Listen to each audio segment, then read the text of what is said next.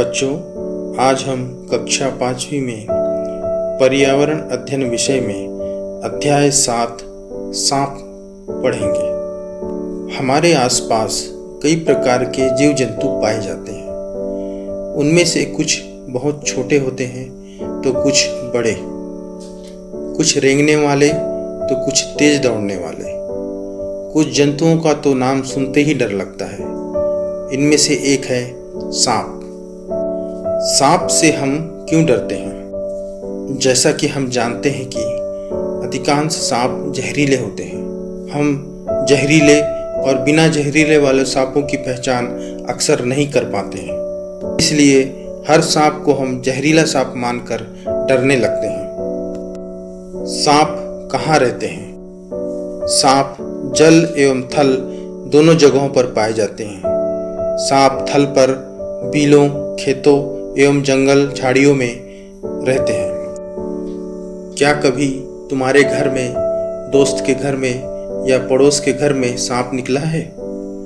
घर में सांप निकलता है तो उसे भगाने के लिए क्या क्या करते हैं? जब घरों में सांप निकलता है तो लोग अक्सर उसे भगाने के लिए टायर, प्लास्टिक आदि से धुआं करते हैं और शोर आदि मचाकर डराकर भगाने का प्रयास करते हैं, और यदि ना भागे तो उसे मार भी देते हैं। क्या सांप को सुनाई देता है?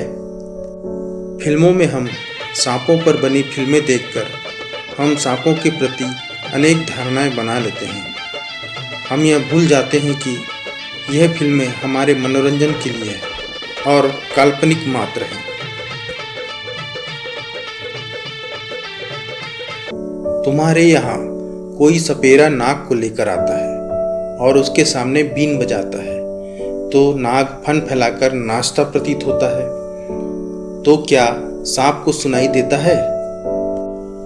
असल में नाग बीन की आवाज पर नहीं नाचता, बल्कि वह तो बीन के हिलने डुलने को देखकर नाचता है। नाग को लगता है कि बीन उसके लिए खतरा है। कोई भी चीज, चाहे वह कपड़ा हो या डंडा, नाग के सामने हिलाया जाए तो वह फन उठाकर डोलने लगेगा। यह पता करने के लिए कि क्या सांप को सुनाई देता है, एक वैज्ञानिक ने प्रयोग किया। उसने नाग की आंख पर पट्टी चिपकाकर एक कमरे में बीन बजाई। बीन की आवाज का नाग पर कोई असर नहीं हुआ। फिर उसने कमरे में जमीन पर रखी हुई खटिया को घसीटा तो नाग ने फन उठा लिया। फिर नाग की आंखों पर से पट्टी हटाकर बिना आवाज वाली बीन उसके फन के सामने हिलाई तो नाग भी उसके साथ डोलने लगा। उसने यही प्रयोग बीन की जगह पर डंडा लेकर किया तो भी नाग डोलने लगा।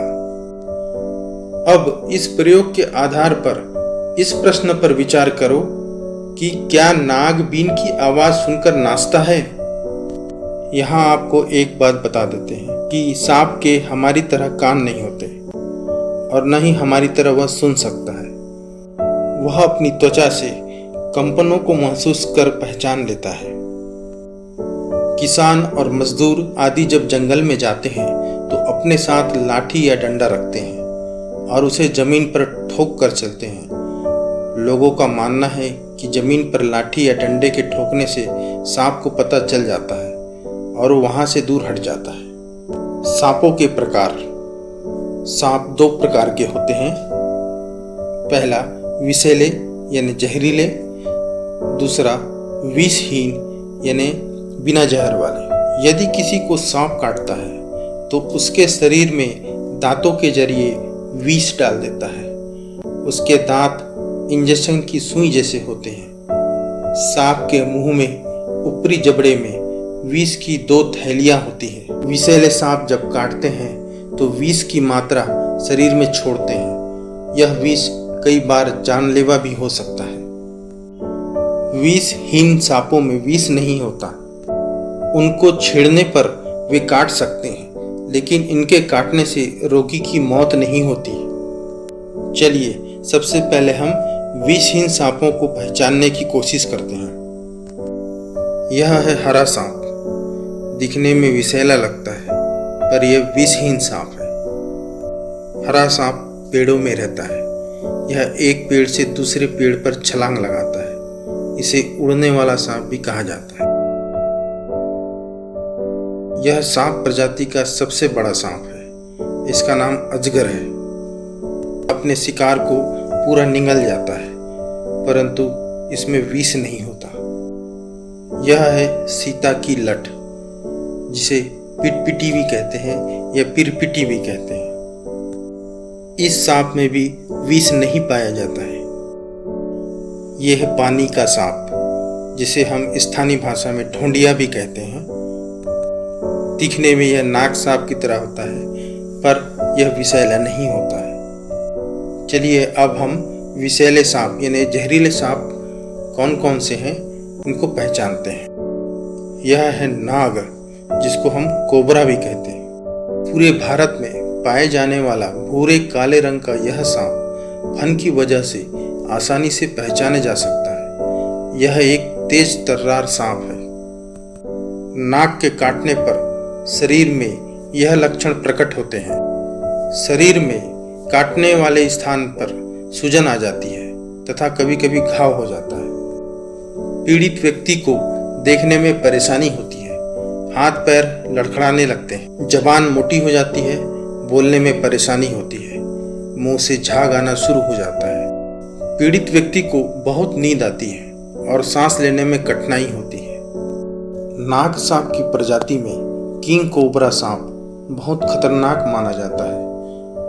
किंग कोबरा दक्षिण भारत में पाया जाता है। इसकी लंबाई 20 फीट तक की होती है।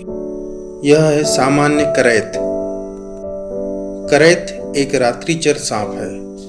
यह एकदम चमकीला होता है तथा शरीर पर सफेद रंग की आड़ी धारियां होती है। इसके अलावा पीठ पर षटकोण आकार के शल्क की एक कतार होती है।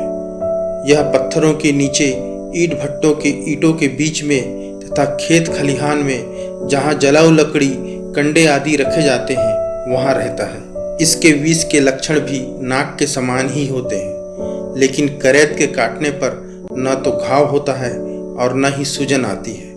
करैत के काटने पर कई बार तो लक्षण काफी देर से प्रकट होते हैं, लेकिन अचानक ही मरीज परेशान होने लगता है। इसके काटने पर पेट में और शरीर के जोड़ों में काफी दर्द होता है। मरीज को उल्टियां होने लगती है।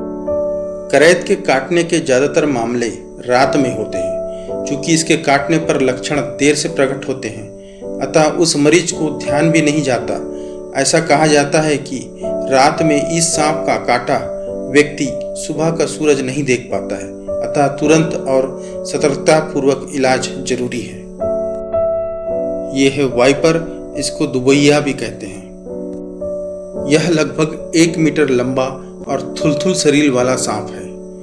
रंग हल्का पीला भूरा तथा शरीर पर गोल छल्लों की चैन होती है। सिर नुकीला तथा गर्दन एकदम पतली होती है। यह सुस्त किस्म का सांप है जो कुंडली मारकर पड़ा रहता है। बरसात के दिनों में किसान जब फसल की निंदाई आदि काम करते हैं तो यह काट लेता है। सोयाबीन, मूंग, उड़द आदि की कटाई के दौरान भी वाइपर के काटने के ज़्यादा मामले होते हैं। इसका रंग कुछ ऐसा होता है कि यह फसल व पौधे के सूखे पत्तों में पड़ा रहता है, जिससे दिखता नहीं। वाइपर का विष खून को प्रभावित करता है। इसके विष दंत काफी बड़े होते हैं, इसलिए काटे गए स्थान पर गहरा घाव हो जाता है। घाव में से लगातार खून बहता रहता है। समय पर टीका न लगे तो काटे गए अंग में सड़न लग जाती है। यह है फुरसा। इसे सा स्केल्ड वाइपर भी कहते हैं। यह छोटे आकार का सांप होता है। उबड़ खाबड़ सल्कों वाले इस सांप की आंखें बड़ी, गर्दन की अपेक्षा सिर चौड़ा तथा शरीर भारी होता है। मैदानी इलाकों में यह पाया जाता है। फुरसा के विष के कांटे के लक्षण भी काफी कुछ वाइपर से मिलते जुलते हैं, पर यह सांप विष की काफी कम मात्रा छोड़ता है। इस वजह से रोगी की मौत नहीं होती। सांप काट ले तो क्या करें, क्या ना करें। सांप के काटे मरीज को उत्तेजित न होने दें, उसे शांत रखें। काटे गए स्थान के ठीक ऊपर एवं नीचे दोनों ओर तुरंत किसी कपड़े से बांध दें। बंधन ज़्यादा कसा हुआ ना होकर इतना ढीला हो कि उसमें छोटी उंगली घुस जाए। रोगी को गर्म पेय, चाय, कॉफ़ी आदि पिलाएं। उसे दर्द निवारक दवा देकर मानसिक तसल्ली दें। तंत्र, मंत्र, झाड़ फूक में समय न गंवाते हुए रोगी को जितना जल्दी हो सके अस्पताल ले जाएं। रोगी को दौड़ने न दें, रोगी को सोने भी न दें और न ही साइकिल या मोटरसाइकिल चलाने दें। सांप के विष को नाकाम करने वाला टीका सरकारी अस्पतालों में उपलब्ध होता है। तुम्हारे गांव में किसी को सांप काट ले तो उसको तुरंत अस्पताल ले जाने की सलाह दो। हर गांव या शहर में ऐसे लोग मिल ही जाएंगे जो सांप के काटने का इलाज करते हैं। ज़्यादातर मंत्र से सांप का जहर उतारते हैं। कहीं कहीं शहरों में टेलीफोन से सांप का जहर उतारने वाले भी मिल जाएंगे। शहरों में भी सांप के जहर उतारने वालों के नाम पते के बोर्ड टंगे देखे जा सकते हैं। सांप के कांटे का झाड़ फूक से इलाज करने वाले ये लोग कहते हैं कि पक्के तौर पर जहर उतार देते हैं और मरीज ठीक भी हो जाता है, लेकिन अक्सर सांप के कांटे को ये झाड़ फूक करने वाले नहीं बचा पाते। यदि विषहीन सांप के कांटे का मरीज अस्पताल जाए भी तो उसका सर्पदंश का टीका नहीं लगाया जाता। ऐसे मरीज के घाव का इलाज किया जाता है और उसको सांप के काटने से जो दर्द होता है उस दर्द को कम करने के लिए दवाएं दी जाती हैं। कई बार तो विषहीन सांप के काटने पर मरीज सदमे से ही बेहोश हो जाता है या मर जाता है। सांप हमारे मित्र भी है। सांप किसान का मित्र भी है। वह खेती में पाए जाने वाले चूहों और अन्य जीवों को खाकर फसलों को नुकसान होने से बचाता है। पता करो और बताओ कि सांप से और क्या क्या लाभ है। तो बच्चों, आपने इस सांप पाठ में विषैले और विषहीन सांपों को जाना तथा काटने के बाद क्या करें क्या न करें की भी जानकारी ली तथा झाड़ फूक में न रहते हुए तुरंत अस्पताल जाकर इलाज करवाना चाहिए, यह सीख ली। बच्चों, जाने से पहले मेरे चैनल लर्न फ्रॉम बस्तर को सब्सक्राइब कर लें ताकि मेरी वीडियो आपको तुरंत मिल सके। आप घर पर रहें और सुरक्षित रहें। धन्यवाद।